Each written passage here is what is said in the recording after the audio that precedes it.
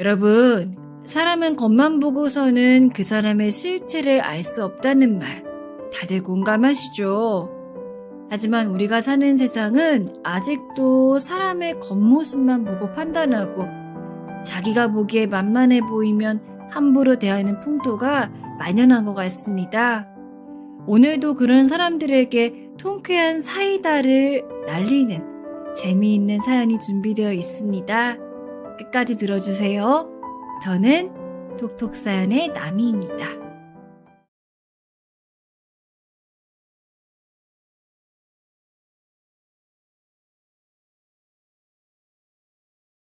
안녕하세요. 서울에 사는 아이 둘 키우는 워킹맘입니다.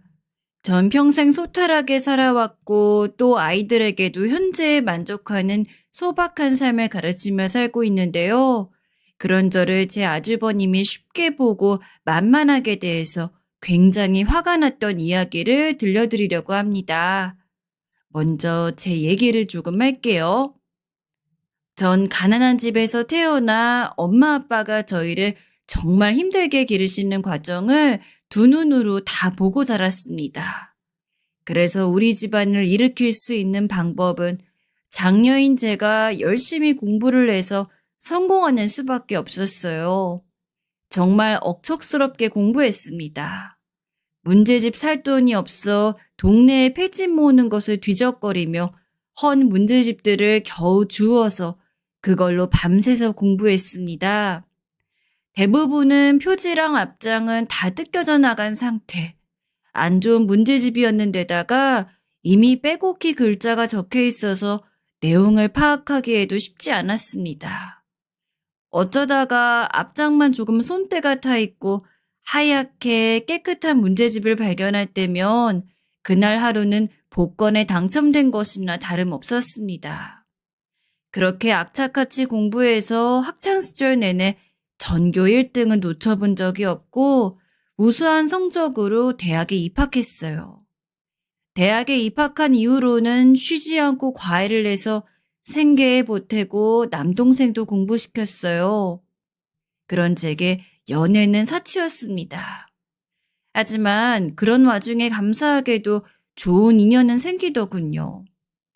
남편과는 대학 동아리에서 처음 만났어요.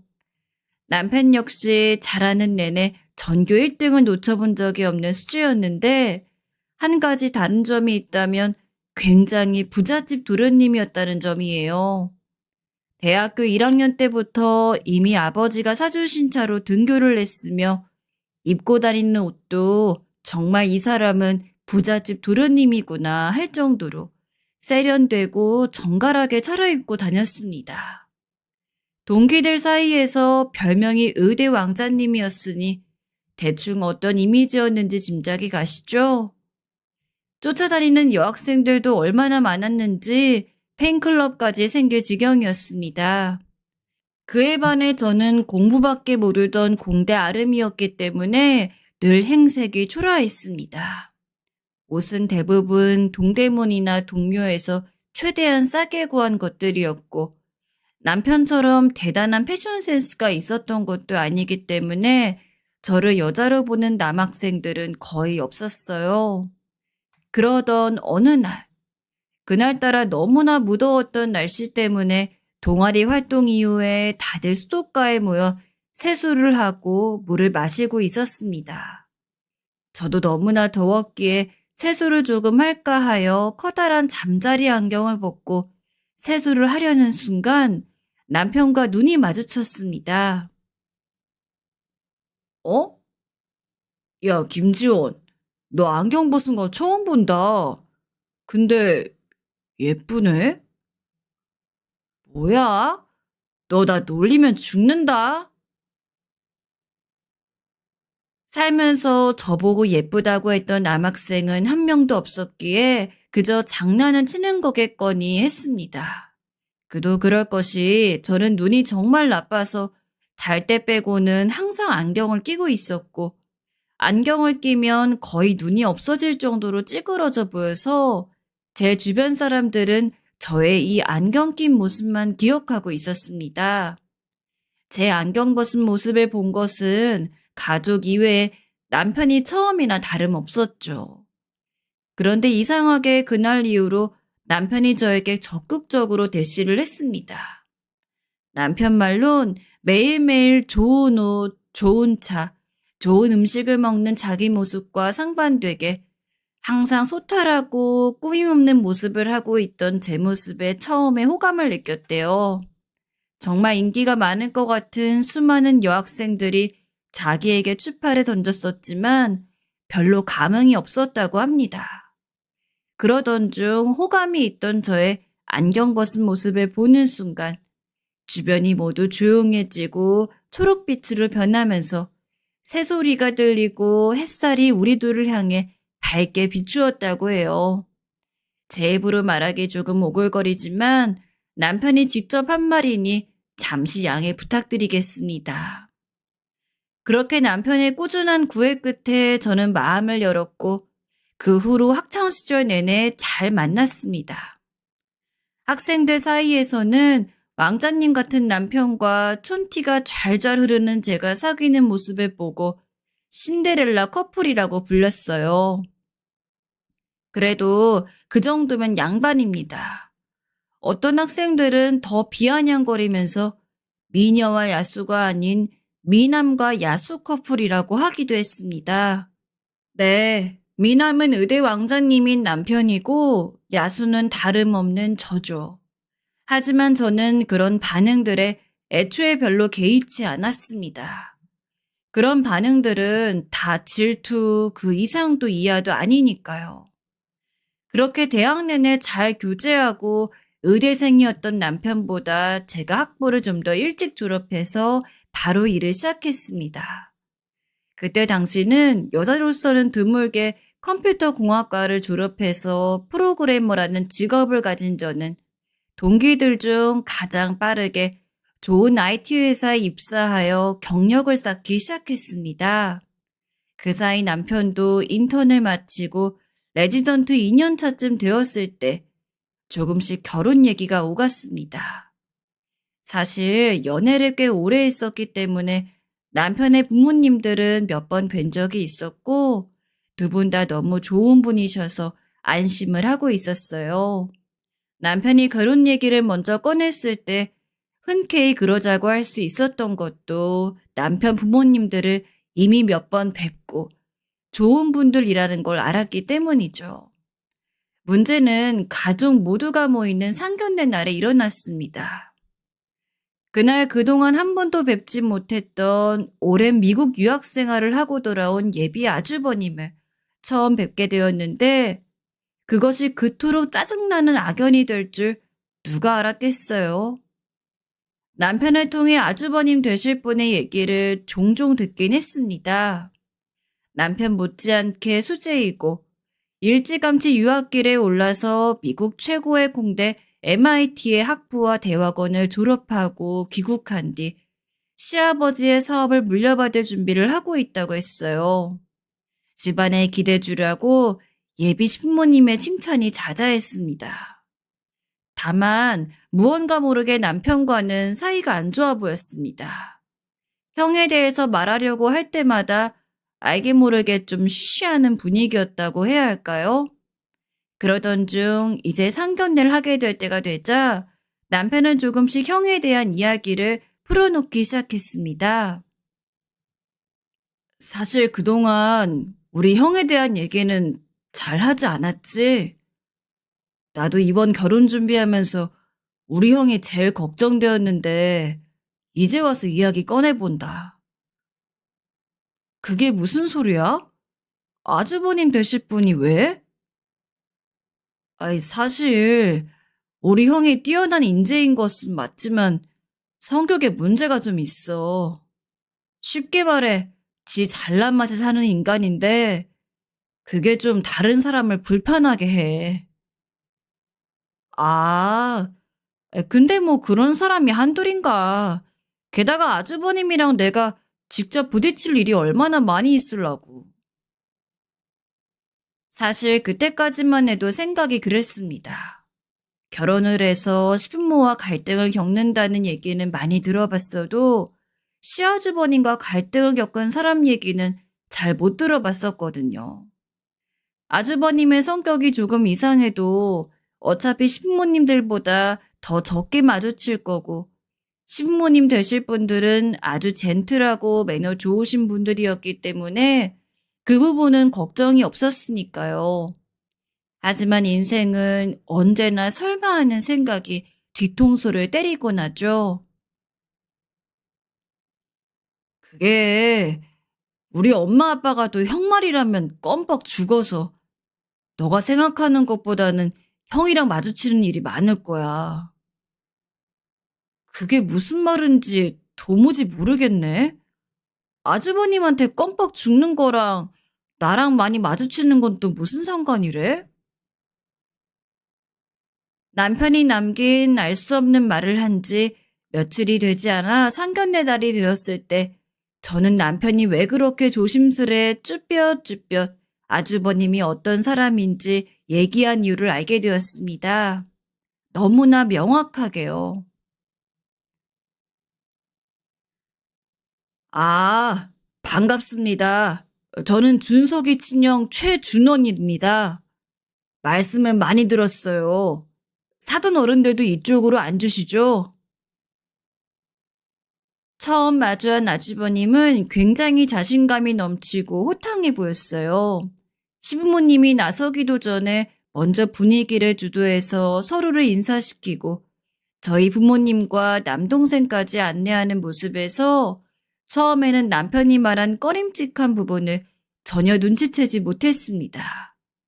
그런데 다음으로 이어진 아주버님의 말에 저와 저희 가족들은 경악을 금할 수 없었어요.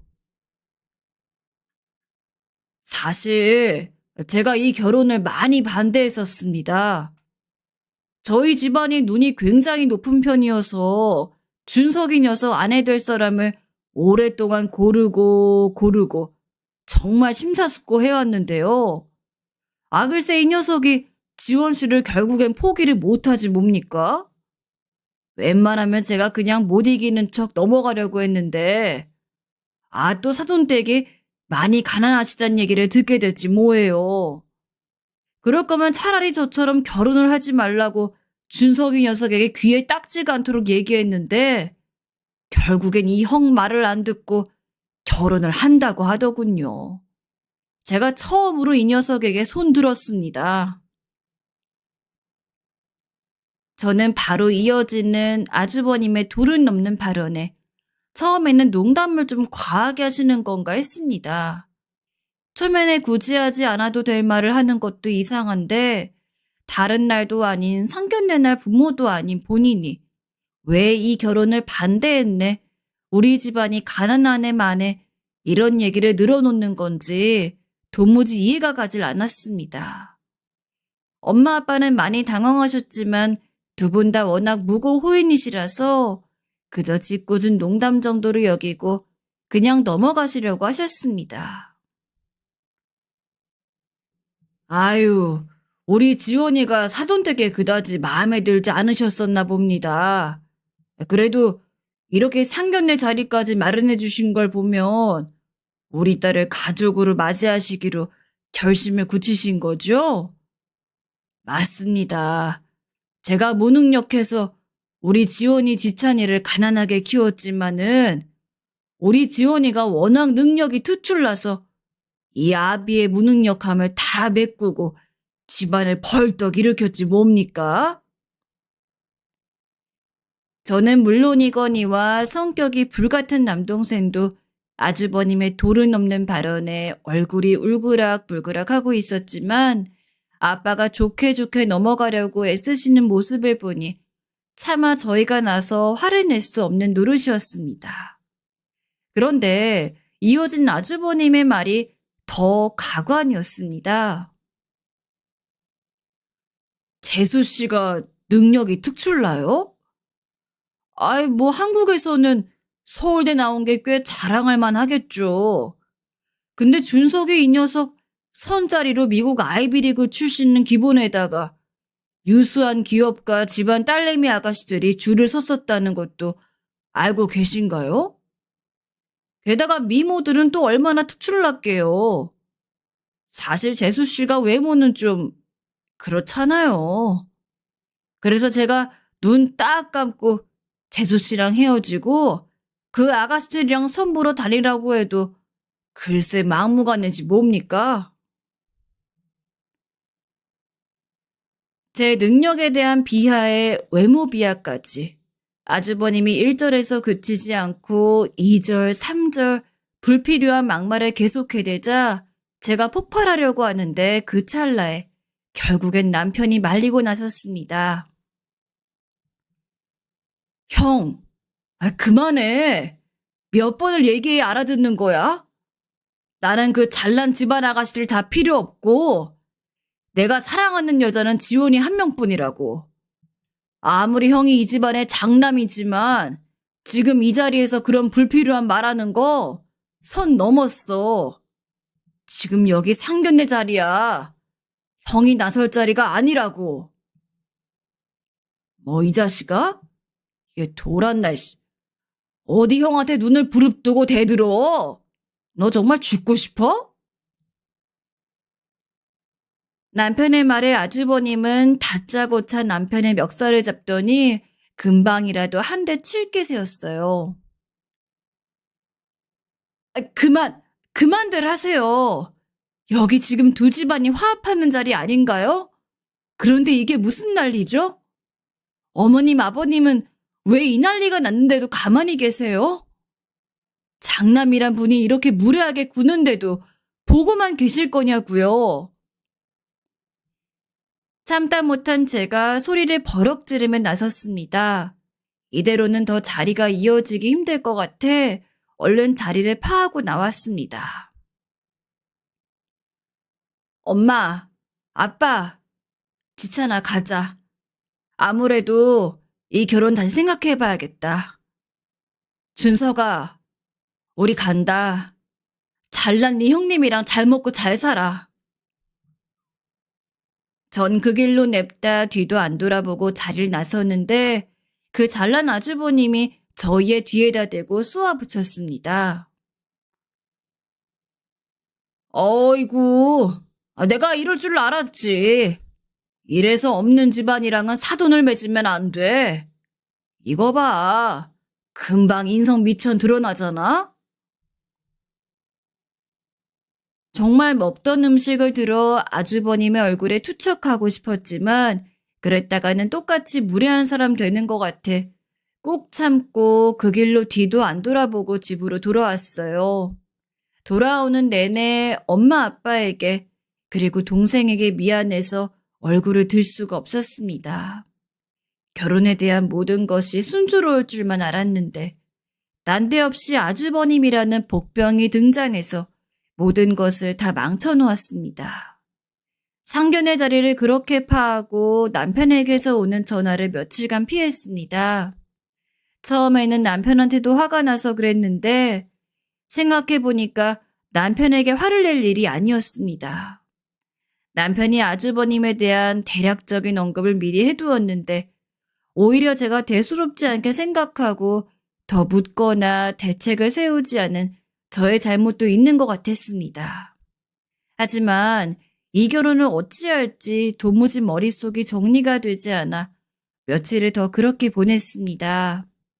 그렇게 저희 가족이 상상도 못할 불쾌한 일을 겪은 지 일주일 정도 지나서였습니다. 아무리 생각해도 아주머님이란 존재 때문에 제가 사랑하는 사람과의 결혼을 이대로 파토내는 것은 불합리해 보였어요. 그래서 남편과 만나서 얘기를 나누었습니다. 그날 기분 많이 나빴지? 내가 대신 사과할게. 우리 형에 대한 대책을 좀 더 함께 간구했어야 되는데 내가 아니랬어. 아니야. 너가 왜 사과를 해. 나도 너무 대수롭지 않게 생각했어. 그런데 어쩜 형이 그렇게 무례하게 구는데 어머님 아버님은 한 번을 제지를 안 하셔? 나는 그것도 좀 놀랐어. 그게 형이 워낙 어렸을 때부터 특출나다 보니까 엄마 아빠가 형을 너무 오냐오냐 키웠어. 거의 왕처럼 컸다니까? 집안의 모든 중심은 형이고 형을 위주로 모든 가족의 대소사가 다 흘러갔어. 형 말이라면 부모님이 그냥 다 들어줬으니까. 그런 분위기 속에서 크니까 형도 인간관계에 문제가 많아서 학창시절에 동급생들이랑 트러블도 많고 했었어. 그래서 일찌감치 유학 보내신 거야. 난 그렇게 형이랑 분리되어서 학창시절을 보내게 됐는데 그게 결과적으로는 나한텐 잘된 일이 됐지.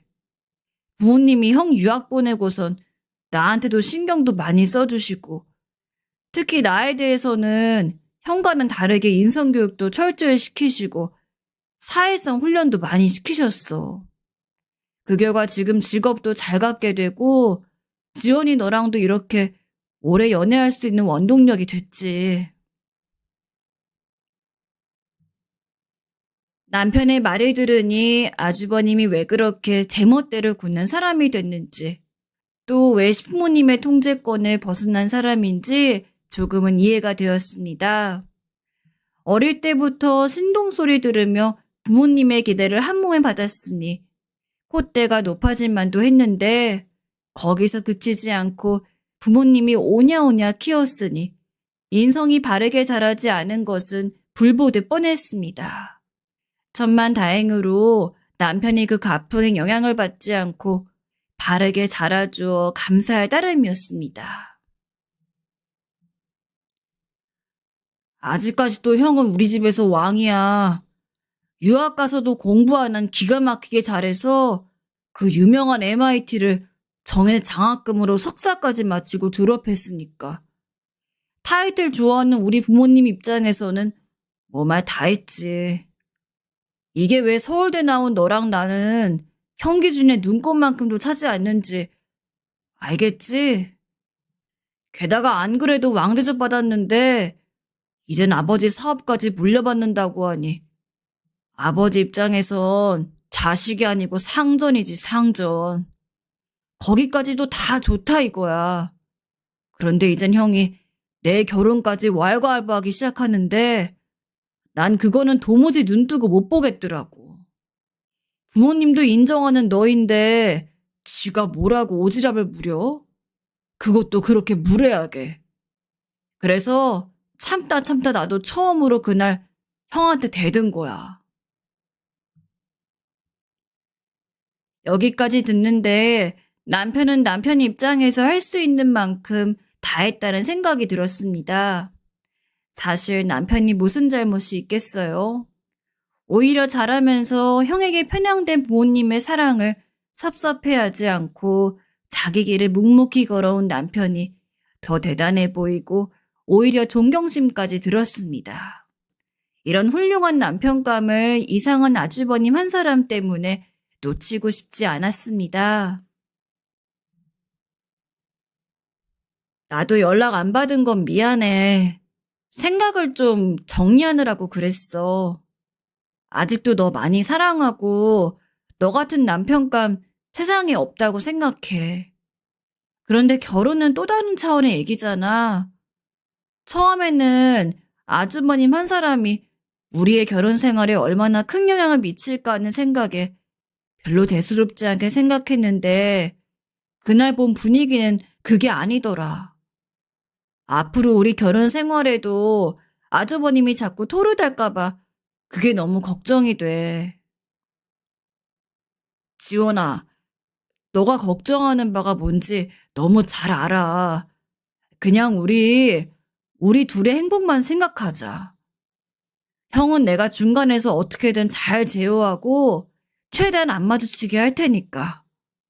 우리 결혼 예정대로 올리자. 형은 결혼식도 못 오게 할게. 부모님은 이미 내가 다 설득해 놓았어. 남편이 이렇게까지 말하는데 지난 오랜 연애 기간과 앞으로 누릴 수 있는 행복한 결혼 생활을 이대로 떠나보내고 싶진 않았습니다. 모두가 행복한 결혼식을 올릴 순 없겠지만 적어도 사랑하는 사람과 행복한 결혼 생활은 할 수 있을 것 같다는 생각이 들었습니다. 그렇게 우여곡절 끝에 양가는 다시 상견례를 하게 되었고 상견례와 결혼식 모두에 아주버님은 참석을 하지 않았습니다. 남편이 형에게 이 결혼과 관련해서 콧배이라도 비치면 의절할 거라고 단호하게 말했다고 하네요.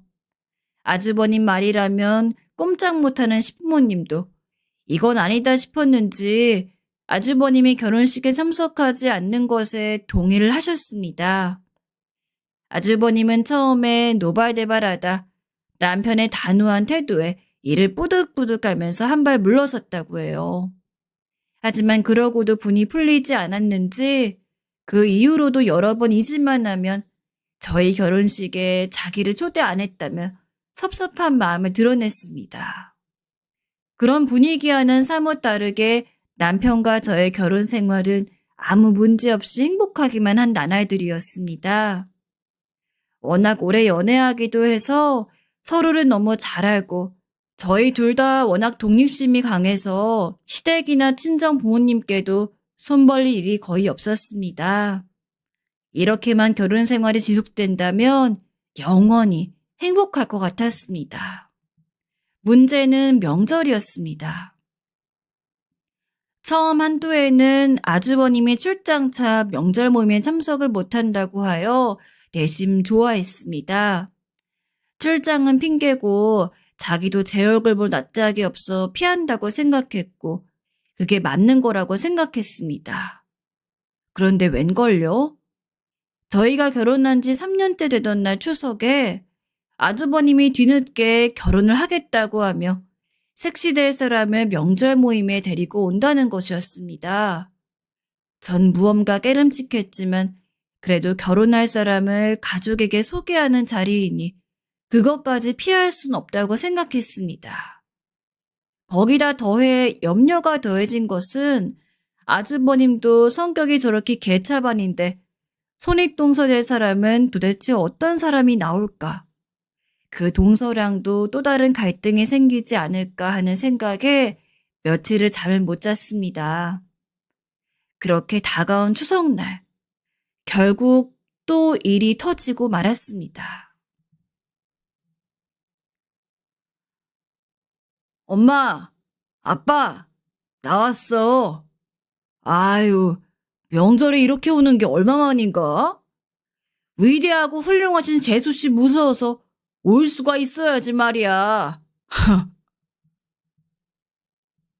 가족들이 먼저 모여있던 자리에 뒤늦게 현관문을 벌컥 열며 아주버님이 들어오는데 특유의 비아냥거림은 여전했습니다.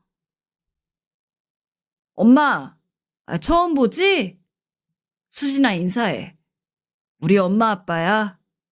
여기는 내 동생이랑 아유 훌륭하신 재수씨. 안녕하세요. 이수진이라고 해요. 처음 뵙겠습니다.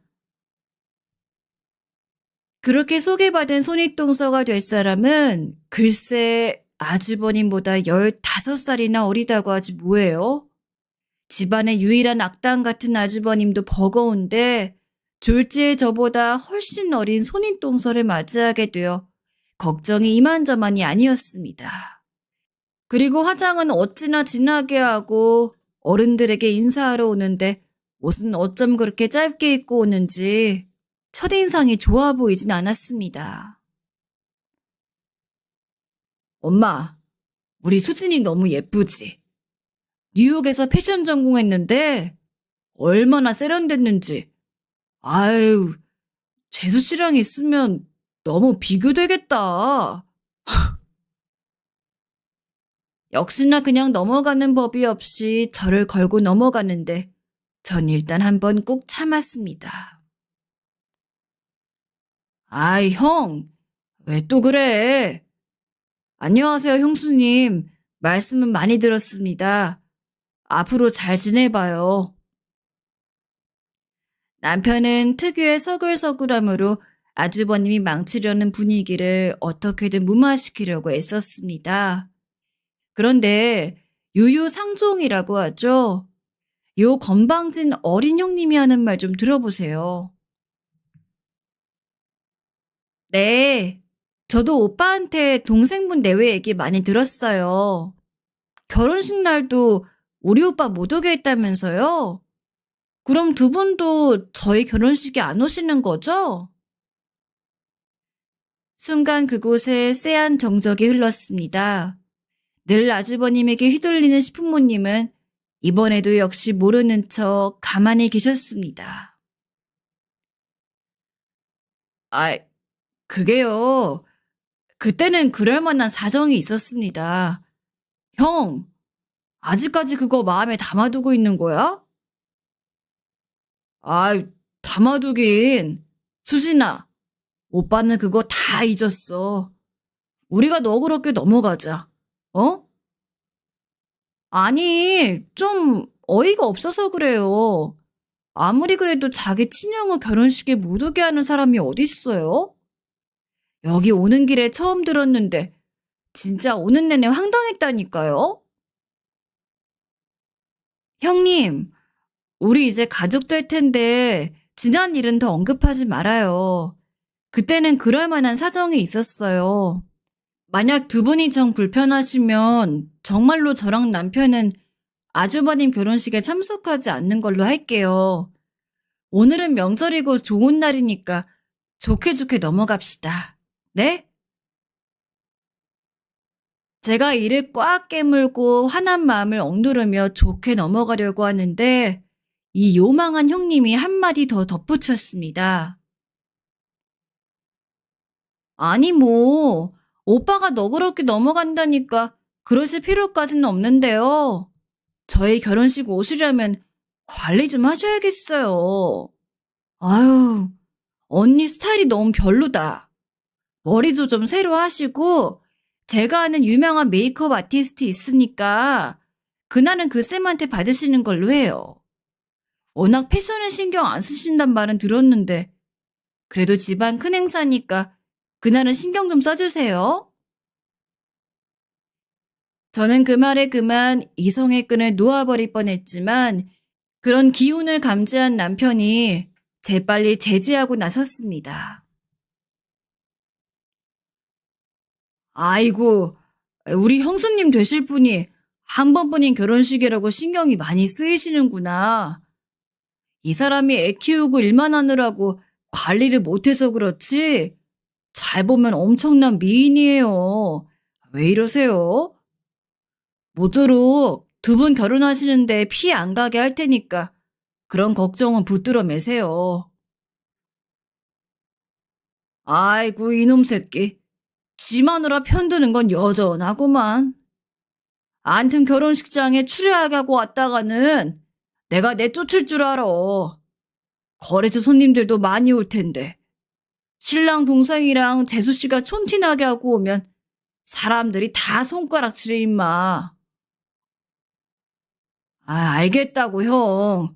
이제 그만해. 자, 우리 얼른 식기 전에 식사해요. 네?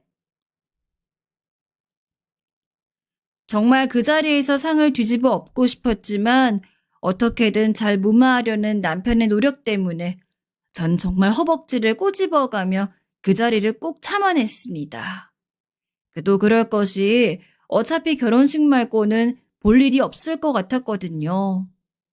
그렇게 올린 아주버님의 결혼식은 세상 둘도 없이 화려했어요. 시댁의 재력도 만만치 않았지만 형님들 집안 또한 못지 않았는지 정말 성대한 결혼식이었습니다. 전 이 자리만 끝나면 영원히 아주버님 내외는 안 보고 살아야지 하는 생각에 그 자리를 겨우 꾹꾹 참아냈어요. 다행히 두 사람의 결혼식이 끝난 뒤엔 꽤 오랫동안 아주버님 내외를 볼 일이 없었습니다. 남편이 의식적으로 그들과 겹치는 자리를 피하기도 했고 저도 곧 제 일이 너무 바빠져서 이후로는 명절을 피해 시부모님께 따로 인사만 드리고 있었습니다. 이렇게 아이들 다 클 때까지 아주버님 집안이랑 안 보고 살기만 해도 별다른 소원은 없겠다 싶었습니다. 그러던 어느 날 사건이 또 하나 터졌습니다. 그렇게 탄탄했던 시아버지의 사업이 아주버님이 물려받은 이후로부터 하락세를 면치 못했고 점점 더 바닥으로 곤두박질치고 있었습니다. 시아버지가 이룩해 놓았던 업계의 명성으로 인해 매우 큰 규모의 투자를 받게 되었는데 거기에서 수익을 내기는커녕 엄청난 손실을 입히면서 부도 위기에 놓였다고 했어요. 급기야는 시아버지가 제게 도움을 요청하기까지 이르렀습니다. 아주버님 선에서 해결이 안 되자 다시금 시아버지가 경영 일선에 복귀하셨는데 그것마저 여의치 않자 제게 손을 내미신 것입니다. 아가, 우리 좀 도와다오. 네가 준원이랑 척을 지고 사는 건 다 안다만 지금 상황이 상황인지라 이렇게 내가 너한테까지 부탁한다. 준원 일이라 생각하지 말고 네 남편 집안의 일이라 생각하고 한 번만 도와주면 안 되겠니? 아버님이 저를 찾으신 데에는 그만한 이유가 있었습니다.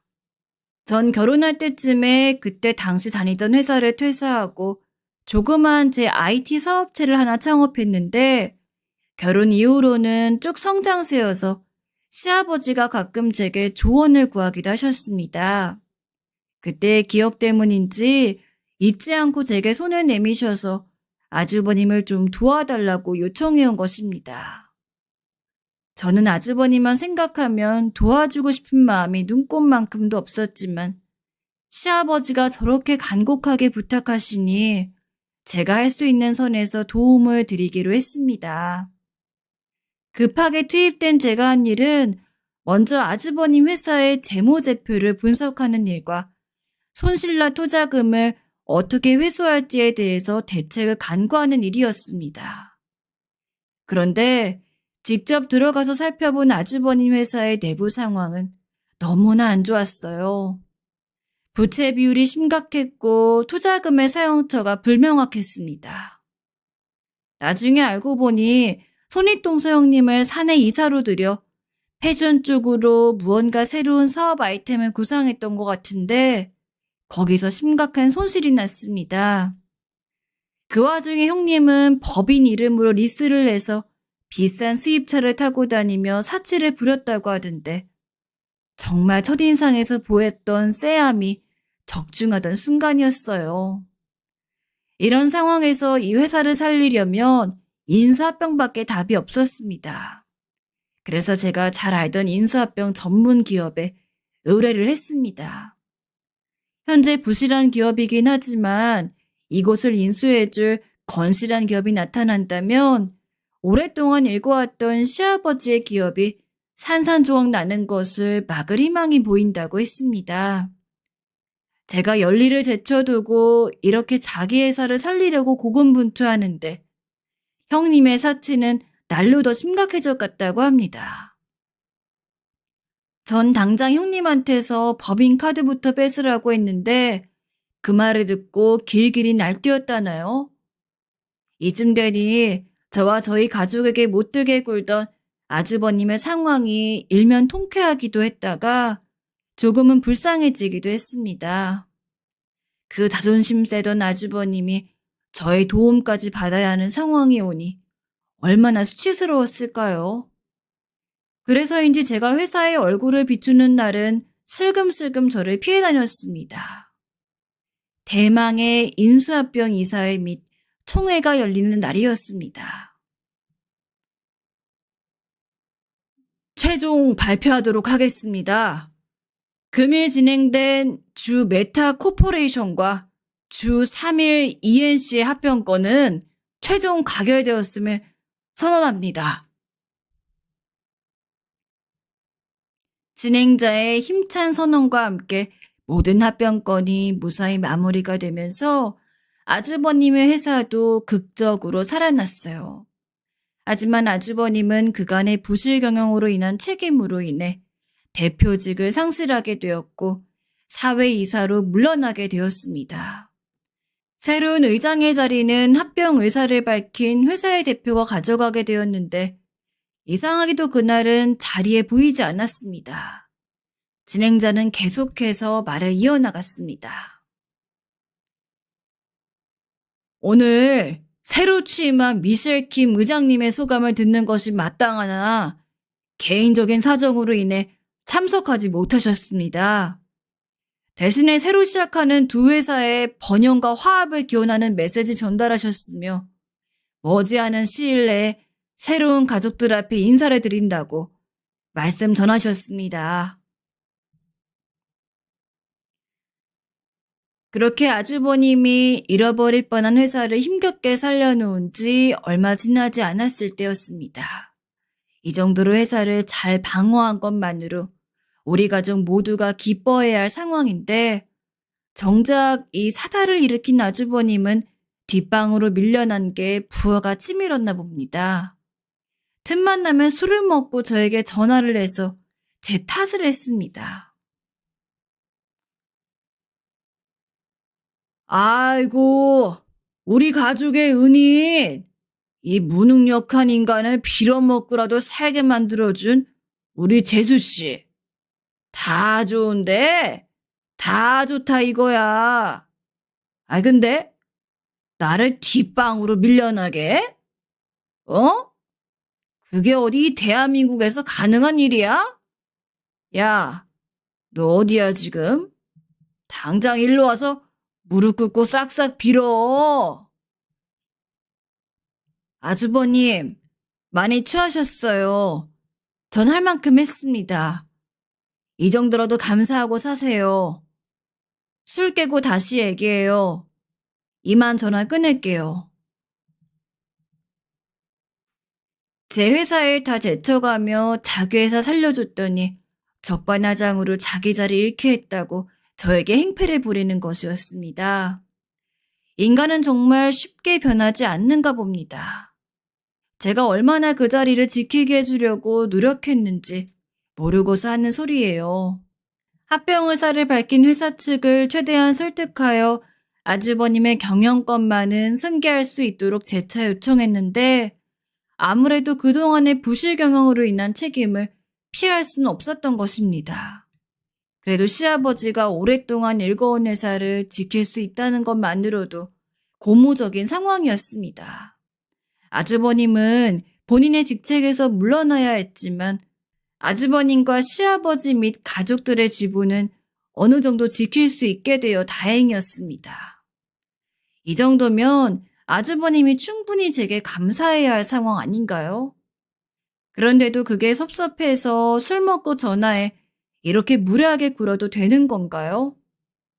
그렇게 술 먹고 저에게 행패를 부린 다음 날 어김없이 아주버님은 제게 또 전화를 했습니다. 어제 일로 사과를 하려나 했는데 웬걸요? 어떻게든 저에게 트집 잡고 시비를 걸려고 안달이 나 있었습니다. 재수씨, 저번에 우리 인수합병 때 검토했던 서류자료 다 가지고 있죠? 그것 좀 가지고 내 사무실로 와요. 네? 그건 이미 지난 자료인데 그걸 왜요? 이제 곧 폐기 앞두고 있는 자료들이에요. 그리고 이제 아주버님께서 검토하실 자료도 아니고 그 서류만 몇 박스인데 그걸 들고 제가 왜 가요? 저도 제 회사 일로 바빠요. 글쎄, 내가 미처 체크하지 못한 게 있어서 그래요. 가지고 오라면 오지, 뭔 말이 많어. 그리고 사람 시키지 말고 재수 씨가 직접 들고 와요.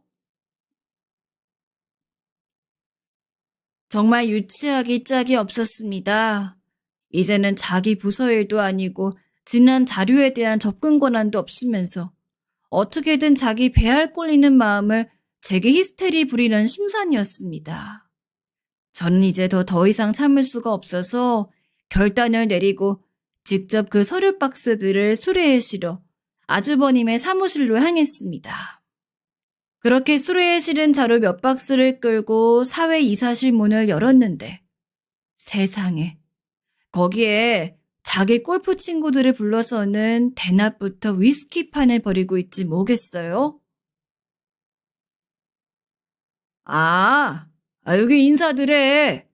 우리 재수 씨. 내가 심부름 시키면 그냥 찍소리 못하고 이렇게 온다니까? 아니, 근데 어디 파출부 일이라도 하셨나? 왜 이렇게 추레하게 왔어? 아유, 여러분들이 좀 이해해. 애 보고 밥하느라고 이렇게 경황이 없다. 우리 재수 씨가. 아유, 재수 씨. 아무리 그래도 회사에 오는데 이런 촌스러운 차림은 좀 그렇지 않아? 친구들 뵈기 창피하니까 얼른 가요. 얼른. 저는 자기 배알 꼴리는 화풀이로 저를 이렇게 심부름 시키는 것도 모자라 자기 친구들 앞에서 창피를 주는 모습에 그동안 오래 참아왔던 한을 풀기로 했습니다. 힘들게 들고 온 자료 박스들을 바닥에 내팽개치며 말했습니다. 최준원 이사님, 앞으로 이런 개인적인 부탁은 삼가주셨으면 좋겠습니다. 그리고 대낮부터 이사실에서 이렇게 술판 버리는 거 징계사유에 해당합니다. 한 번만 더 이런 일이 발생하면 바로 징계위원회에 회부할 테니 그런 줄 아세요. 뭐? 야, 너 미쳤어? 아니 이게 그래도 동생 마누라라고 오냐오냐 줬더니 이제 못하는 소리가 없네. 야, 너 이리 안 와? 저는 제 할 말을 마치고 뒤도 안 돌아보고 엘리베이터로 가는데 아주버님이 씩씩거리면서 따라왔습니다. 야, 너 당장 옥상으로 따라 올라와. 내가 아주 오늘 네 버르장머리를 싹 고쳐놓을 테니까. 저는 그런 아주버님의 위협을 가볍게 무시하며 제가 갈증 버튼을 꾹 눌렀습니다. 아주버님은 씩씩대며 엘리베이터에 따라 탔는데 금방이라도 저를 한 대 칠 것 같은 기세로 난리치는 아주버님을 뒤따라온 친구들 두세 명이 겨우 뜯어 말리고 있었습니다. 야, 옥상 누르라니까 10층을 왜 눌러? 너 거기가 어딘 줄 알아? 니까짓게 함부로 발들이만한 데가 아니야. 옥상 안 눌러? 길길이 날뛰는 아주버님과 뜯어말리는 친구들을 뒤로하고 엘리베이터는 10층에 멈춰섰어요. 엘리베이터 속 난장판 안에 엘리베이터 문이 열리고 비서들이 저를 맞았습니다. 대표님, 오셨습니까? 아, 아니, 대표님, 근데 이게 무슨 난리죠? 왜 최 이사님이 여기에 같이... 순간 난장판이던 그곳에는 잠시 동안 정적이 흘렀고 저를 맞이한 비서실장의 어안이 벙벙한 표정은 물론 누구보다도 이 상황을 당황해야 할 아주버님의 표정이 가관이었습니다. 뭐, 뭐? 누가 대표님이야? 어이, 비서실장님, 누가 대표예요? 얘가 왜 당신 대표님이야? 어? 최준원 이사님, 예의 갖추세요. 신임 의장 미실킨 대표님이십니다. 지금 이게 무슨 무례예요? 징계위원회 해부되고 싶나요? 아, 아니, 그게 무슨... 여러분도 많이 놀라셨나요? 네, 바로 제가 합병된 두 회사의 신임 의장 미셸 킴입니다. 업무상 제 본명이 아닌 영어 이름을 쓰고 있었는데 합병 과정에서 일부러 저희 정체는 밝히지 않았습니다. 저 자존심 센 아주버님이 제 회사 합병을 한다고 하면 자기가 처한 상황은 생각 안 하고 극구 반대하며 딴지를 놓을 것이 분명했으니까요. 앞서 잠깐 말씀드렸지만 저는 대학을 졸업하자마자 제 회사를 창업했고 대한민국의 눈부신 IT 시장 발전과 함께 제 회사도 급격하게 성장했습니다. 어느덧 저는 상장사를 이끄는 여성 CEO가 되었고 그런 저를 시아버지도 많이 의지하셨었어요. 그렇게 회사가 커질 때에도 남편의 외 기업을 운영하시는 시아버지 말곤 제가 그런 회사를 운영하고 있다는 걸 밝히지 않았어요. 집에서만은 조용히 쉬고 싶었었거든요. 자연스레 시댁에서는 시아버지를 제외하고는 제가 기업의 대표인진 꿈에도 생각 못하고 있었죠. 시아버지는 내심 학벌만 좋고 실속은 없는 아주버님보다 제게 회사의 경영권을 물려주고 싶으셨다고 해요. 그런데 제 회사가 아버님 회사 못지않게 성장을 했으니 이제 그럴 여지가 없어졌기에 장남에게 회사를 물려주었던 건데 이 사달이 났던 것이죠. 그렇게 제가 나서 이 모든 사건을 수습하며 합병된 두 회사의 의장으로 취임을 했고 결국엔 아버님이 원하셨던 대로 저에게 회사를 물려준 것과 다름이 없게 되어버렸어요. 저는 마음 같아선 합병 과정에서 아주버님을 완전히 잘라버리고 싶었지만 아버님의 간곡한 부탁으로 아주버님의 지금 자리라도 보존할 수 있게 할 수 있었습니다. 그랬으면 감지덕지 쥐죽은 듯 살 일이지. 저에게 저렇게 못되게 구는 게 말이 되는 일인가요? 최준원 이사님, 더 하실 말씀 있나요? 아니면 지금 당장 징계위원회 열까요? 아, 아니, 재수 씨. 아이, 대표님. 저는 그런 게 아니고, 저기, 다시 한번 분명히 경고합니다. 한 번만 더 이 사실에서 술판 벌이면 그 즉시 징계위원회 해부될 줄 아세요. 죄송합니다, 대표님. 정말 죄송합니다. 아주버님이 제게 머리를 조아리며 깨갱하던 모습을 정말 여러분도 보셨어야 해요. 그간의 저를 무시하고 막대하던 서름이 한꺼번에 씻겨져 내려가는 순간이었습니다. 그날 이후로 아주버님은 저를 슬금슬금 피해 다니며 필요한 출근 날을 제외하고는 깊이 숨어 지낸다고 해요. 부끄러워 차마 얼굴을 들고 다니지 못한다고 하더군요. 저보다 12살이나 어린 형님은 그날부터 태도가 돌변하여 제게 엉겨붙기 시작했습니다. 언니, 언니라고 불러도 되죠? 에이, 우리 오빠가 공부만 잘했지 진짜 아무 실속 없거든요. 그거 구제해준 게 언니인 거 제가 제일 잘 알잖아요. 언니, 이번 주말에 뭐해요? 저랑 같이 쇼핑 안 갈래요? 형님, 서로 선은 지키시죠. 아주버님 따라서 저 똑같이 무시하던 때는 언제고, 이제 와서 제가 아주버님 상사라고 하니까 바로 언니가 튀어나오네요. 아주버님이 회사 부실경을 했던 거에 형님 책임도 커요. 그래 놓고선 이제 와서 자기 남편은 실속이 없네만 해. 그게 할 소리예요? 이제 더 이상 그쪽 식구들 도와줄 생각 없으니까 본인 능력으로 알아서 잘 먹고 잘 사세요. 아이, 언니, 죄송해요. 아주버님과 더불어 눈엣 가시였던 어린 손윗동서도 이번 기회에 단단히 혼을 내놓았습니다. 그렇게 형님까지 따끔하게 한 방 먹인 뒤 며칠이 지나지 않았을 때였습니다. 제가 집무실에서 업무를 보고 있는데 비서실장이 노크를 했습니다.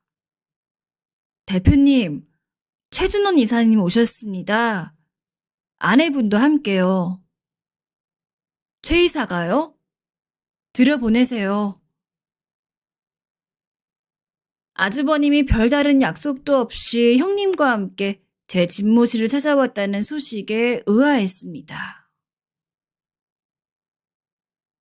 아주버님, 요새 회사에서 잘 안 보이시더니 오늘은 여기 어쩐 일이세요? 네, 아이, 대표님. 드릴 말씀이 있어서 집사람이랑 같이 왔습니다. 동서, 아이, 언니, 저희가 그동안 힘써주신 은혜도 모르고 너무 무례하게 굴었죠. 사과드리러 왔어요. 저 언니한테 따끔하게 혼나고 그날 돌아가서 이희한테 엄청 뭐라고 했어요.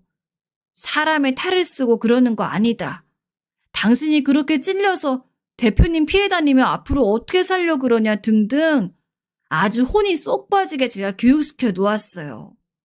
그랬더니 자기도 잘못한 걸 알아서 같이 찾아오자고 하더라고요. 아주버님이 웬일로요? 그동안 촌티나는 재수씨 부끄러워서 겸상도 안 하려고 하셨던 분께서요. 아이, 재수씨, 또 왜 그러세요?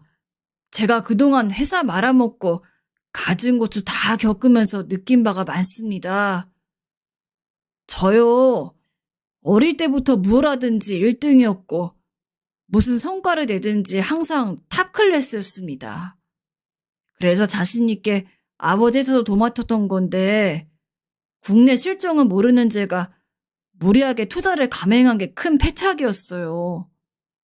제 인생의 첫 실패였고 그게 너무 부끄러워서 괜히 남 탓하기 바빴던 것 같아요. 재수 씨가 그렇게 능력이 뛰어난데도 한 번을 티 안 내고 묵묵히 저희 집안 일으키시는 거 보면서 사실 처음에는 배알이 무척 꼴렸습니다. 항상 1등을 놓치지 않고 세계 최대의 명문대를 졸업한 저의 자격지심이 그러는데 더 한몫했던 것 같고요.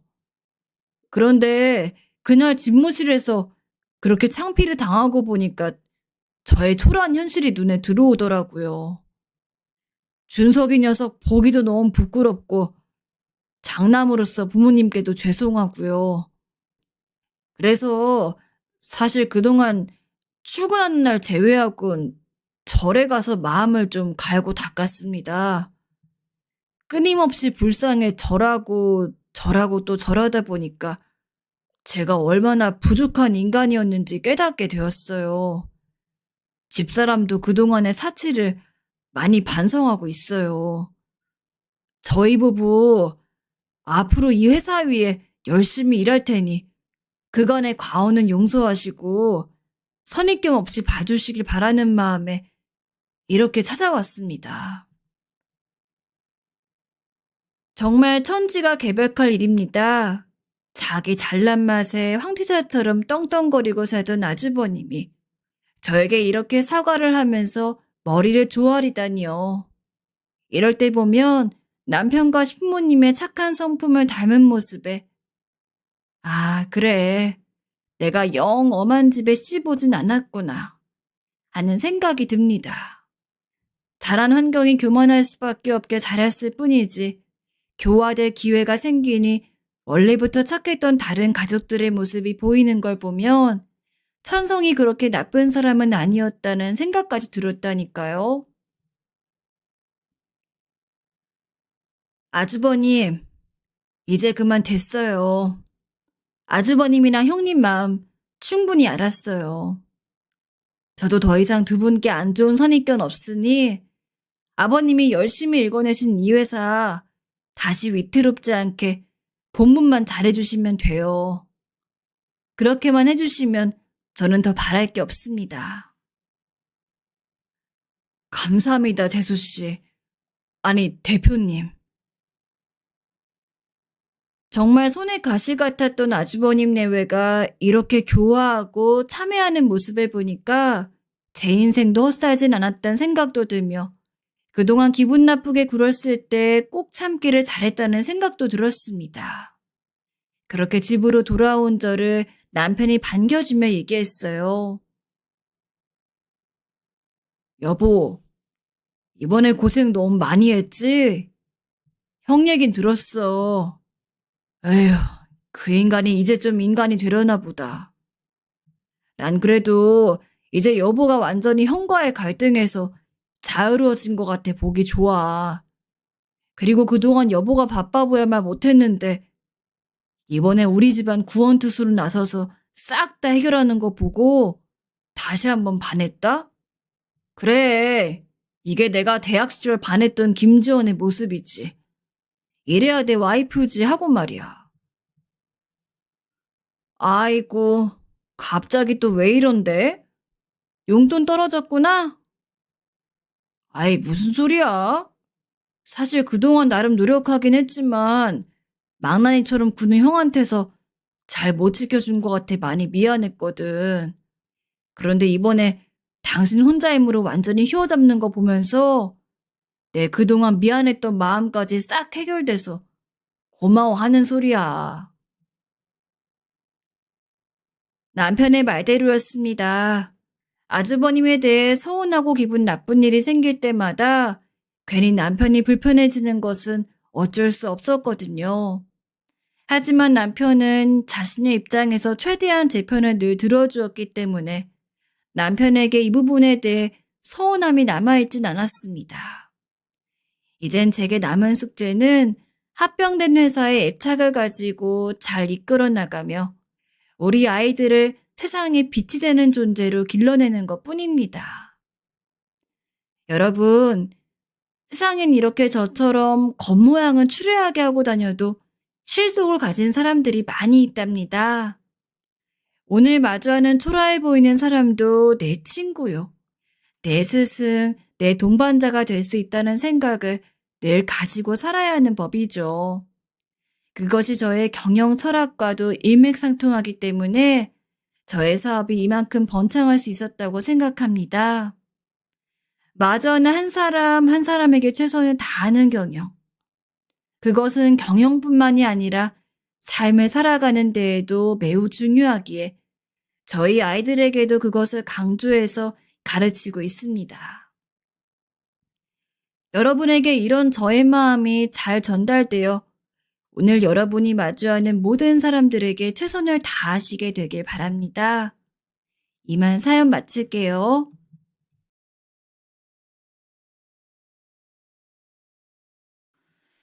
이 이야기는 아주 많은 분들이 들어주셨으면 해요. 그리고 또 부디 좋은 시선으로 제 선택을 바라봐 주셨으면 해요. 글재주는 없지만 한번 시작해 볼게요. 제가 태어났을 무렵에 아버지는 안 계셨고 어머니께서 홀로 자식들을 키워오셨어요. 아무래도 형편이 넉넉지 않고 형제들도 있다 보니 공부도 많이 하지 못했는데요. 그래도 어찌어찌 나중에 기술을 배워 잠깐 직장도 다녔어요. 하지만 썩 대단한 직장은 아니라서 그마저도 벌이가 시원찮았어요. 그러던 차에 다른 일을 좀 알아보면서 저도 어느새 나이를 조금씩 먹어가고 있었는데 이상하게도 이런 저를 보고 좋다는 여자가 있더군요. 처음에는 돈도 없고 학력도 안 되는 내가 뭐가 그렇게 좋은가 싶었는데 그 여자는 어릴 때 자기네 부모님이 일찍 돌아가셔 일찍 가정을 꾸리고 싶다고 하더군요. 성식 씨, 우리 얼른 결혼해서 같이 살아요. 어머니한테 인사도 가고요. 여자 쪽에서 너무 적극적이기도 했고 우리 집 식구들은 딱히 능력도 없는 막내 아들이지만 이대로 뒀다가는 정말 장가를 안 갈까 봐 걱정했던 것 같아요. 그런 타이밍에 잘 맞물려서 형제들이 조금씩 돈을 보태주기도 해서 둘이 겨우 작은 방을 하나 얻어 살게 되었어요. 이후 1년여의 시간이 지나 아내는 임신을 하게 되었고 남자아이 하나를 낳게 되었어요. 아버지에 대한 기억이 전혀 없는 내가 아버지가 된다니. 아들이 태어나던 날의 감상은 정말 벅차오르다 못해 어디다 표현할 길이 없더군요. 고마워, 여보. 너무 고생 많았어. 정말 그간 별 관심이 없고 제대로 돌아보지 않았던 내 인생이지만 이제는 정말 장난이 아니다. 앞으로는 더 칼을 갈며 살아야 한다는 생각을 하게 되었어요. 그러면서 제대로 된 직장도 있어야 할 것 같아 근처 알고 있던 사장님을 통해 일자리 소개받기도 하고 작은 회사에서 관리하는 업무를 보기도 했어요. 사장님은 뭐든 성실하게 하는 저를 마음에 들어 하셨어요. 제가 열심히 일하는 것 오로지 가정 때문이었어요. 저만 보고 있는 아내와 아들을 위해서는 못할 게 없었어요.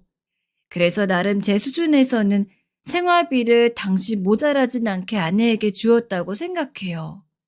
아내도 늘 고마워하며 받았고 돈을 갖다 줄 때마다 맛있는 찌개와 돼지고기를 잔뜩 삶아 항상 든든하게 차려주었거든요.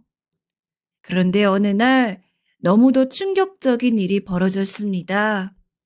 인생이란 놈이 원래 그런 건지 제 인생만 이런 건지 갑자기 아내가 나와 아들 앞에서 사라져 버렸거든요. 그냥 아들을 잘 부탁한다는 내용만 있었을 뿐 저에게 어떤 말도 없는 쪽지만 두고 말입니다.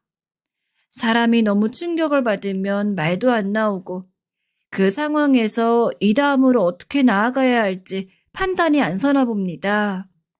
주인집 아주머니 댁에 가서 이런저런 사정 설명을 하며 아무런 방법도 뭣도 없는 하소연을 했는데 그때 충격적인 이야기를 듣게 되었어요. 내가 자네한테 진즉에 말을 해줄 걸 그랬네. 나는 또 괜히 부부 사이에 끼어드는 꼴이 될까봐 말을 아끼고 있었는데 말이야. 실은 말이야.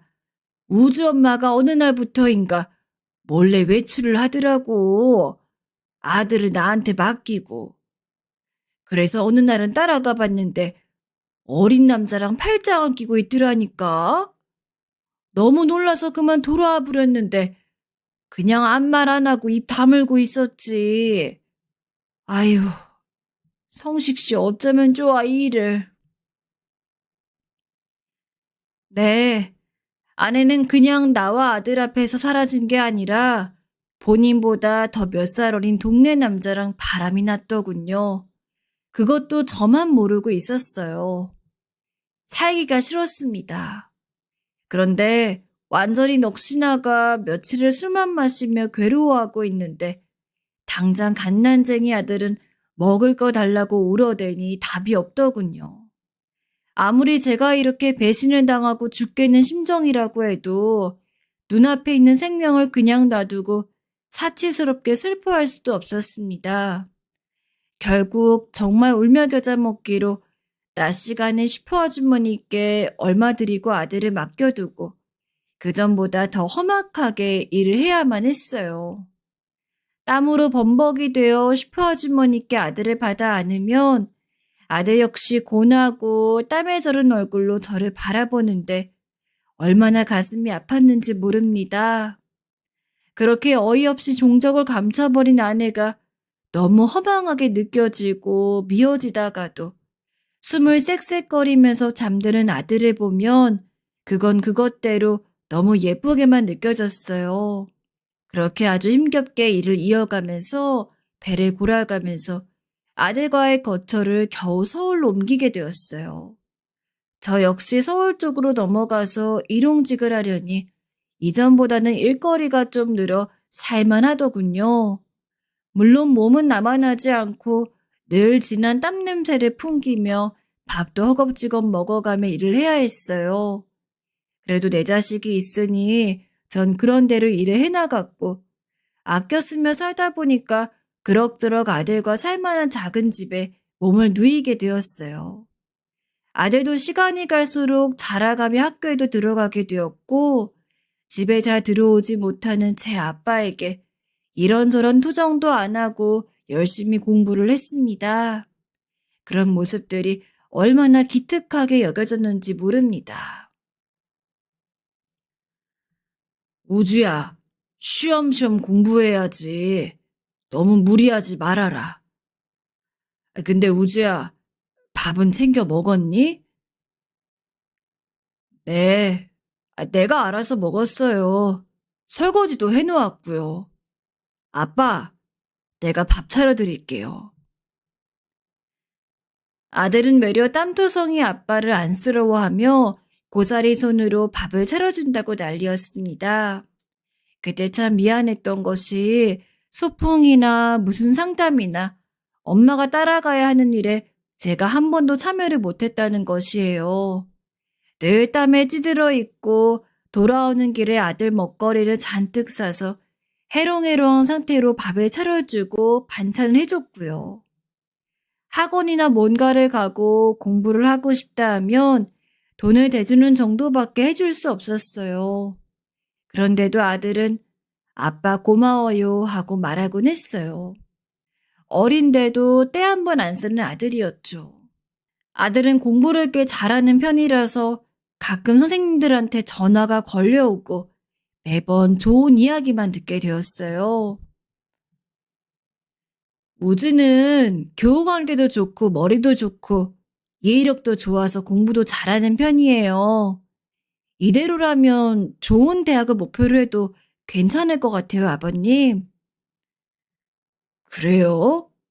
아유, 신기하네요. 전 어렸을 때 공부를 못했는데. 그땐 그냥 그런가 보다 했어요. 허나 아들은 그런 제 생각과는 달리 바락바락 애를 쓰며 공부를 하곤 했었어요. 뭐 저렇게까지 하나 싶을 정도로 말이죠. 그러다 결국 내 아들이 일을 치더라고요. 바로 당당하게 의대에 합격해버리고 그 길로 의사에게까지 큰 풍파를 겪지 않고 쭉쭉 이어서 가게 된 것이었어요.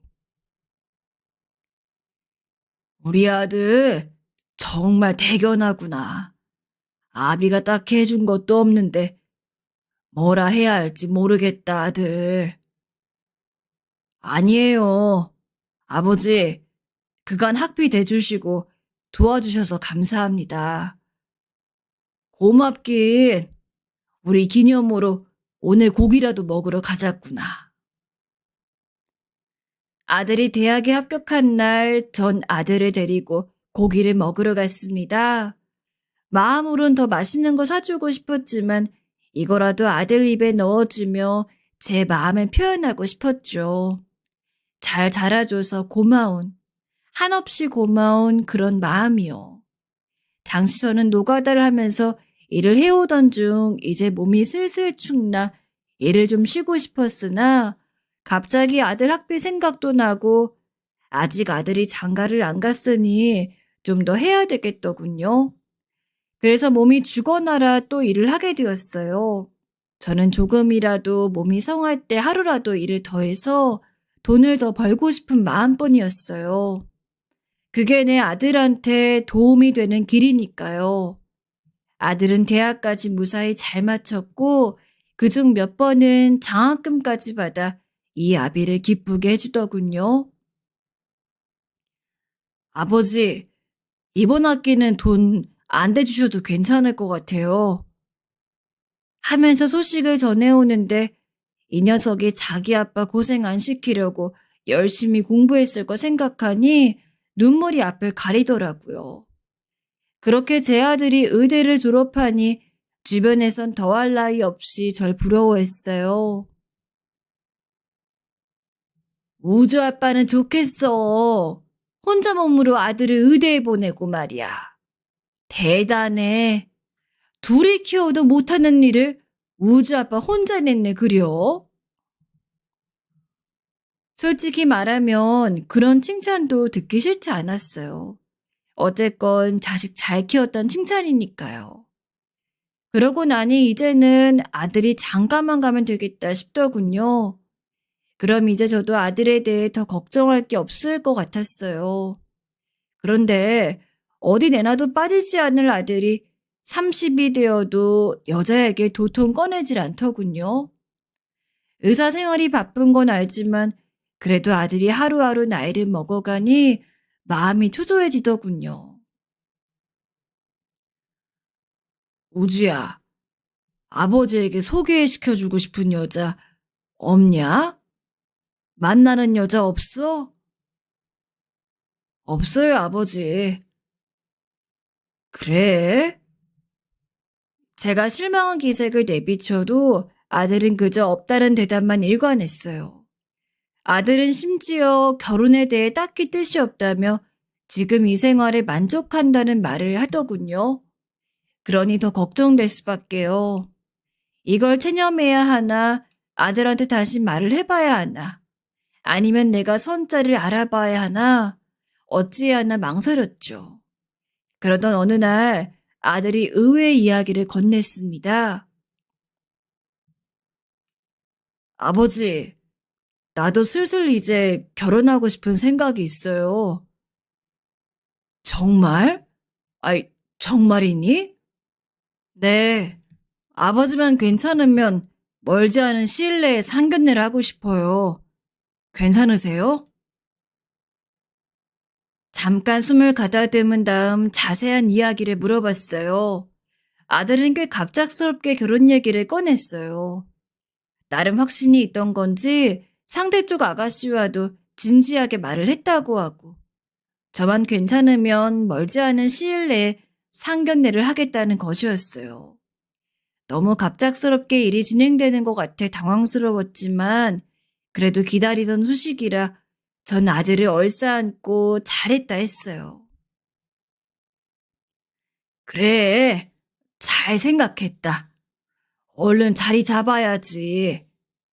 내가 아가씨는 언제 볼 수 있는 거냐? 상견례 때 보면 되죠. 아이, 상견례 때? 아버지는 직접 얼굴도 보고 얘기도 한번 나눠보고 싶기도 한데 집으로 한번 데려오기는 좀 그런가? 아이, 네. 그건 좀 부담스러워할 것 같아요. 그냥 상견례 때 얼굴 보는 게 좋겠어요. 그래? 알겠다, 뭐. 어쩔 수 없지. 그럼 그리 하자.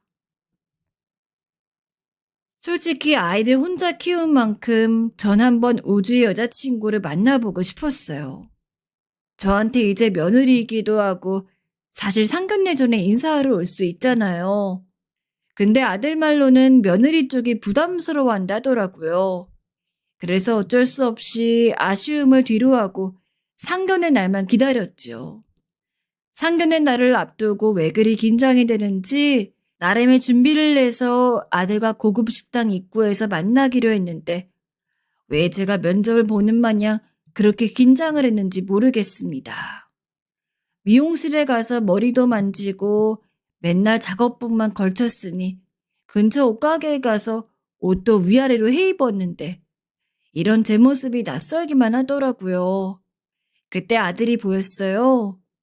허나 이때 아들의 반응이 이날 저를 무척 속 시끄럽게 하더군요. 아버지, 옷이 너무한 거 아니에요? 머리는 또 그게 뭐고, 다른 것도 아니고 상견례인데, 이런 날은 신경을 써야지. 뭐 하자는 거예요? 어? 아니, 나는 그래도 신경 쓴다 했는데, 많이 이상한 거냐? 아, 그냥 들어가요. 이제 와서 어쩌겠어요. 전에 없이 날카롭게 탁탁 말을 던져대는 아들의 모습이 좀 낯설었어요. 당황해서 멀뚱멀뚱 보고 있는데 이미 상견례 약속 시간으로부터 여유가 없어 그대로 들어가게 되었어요. 상대 아가씨 쪽 사돈 어른들이란 뭘 잘 모르는 제가 봐도 뭔가 여유롭고 고급스러운 분위기가 있더군요. 과연 아들이 저한테 한 소리 할 만도 했어요. 같은 자리에 있는 자체가 계속 신경 쓰이고 수도 없이 머리를 매만지고 옷깃을 다시 여잡게 되는 그런 위축되는 부유함이 있더군요. 왠지 모른 낯선 감정에 계속 무한함을 느끼고 있었죠. 그런데 그때 사돈 되시는 분이 제 마음에 걸리는 말을 하더군요. 혼자 아들을 키우셨다 들었는데 힘드셨겠어요. 회사에서 나름 중요한 직책을 맡고 계신다고 하던데. 요즘 어떠세요? 네? 갑자기 뜬금없이 회사를 다닌다니. 저는 그냥 노가다꾼일 뿐이었는데 갑자기 그런 얘기를 하니 놀랄 수밖에 없었죠. 그런데 아들이 제게 서둘러 눈짓을 보내더군요. 그제야 전 아들이 거짓말을 했다는 걸 눈치챘고 사돈어른의 말에 어쩔 수 없이 장단을 맞출 수밖에 없었습니다. 아, 네. 경기가 불황이라 힘들긴 한데 잘 버티고 있습니다. 어줍잖게 그리 장단을 맞추긴 했지만 찝찝함은 가시지 않았어요. 아들이 왜 굳이 내 직업을 숨긴 건지, 꼭 그래야만 했는지 섭섭함을 감출 수가 없어 물을 계속해서 들이켜야 했어요. 상견례가 무사히 끝난 후에야 전 아들을 붙잡고 물었습니다.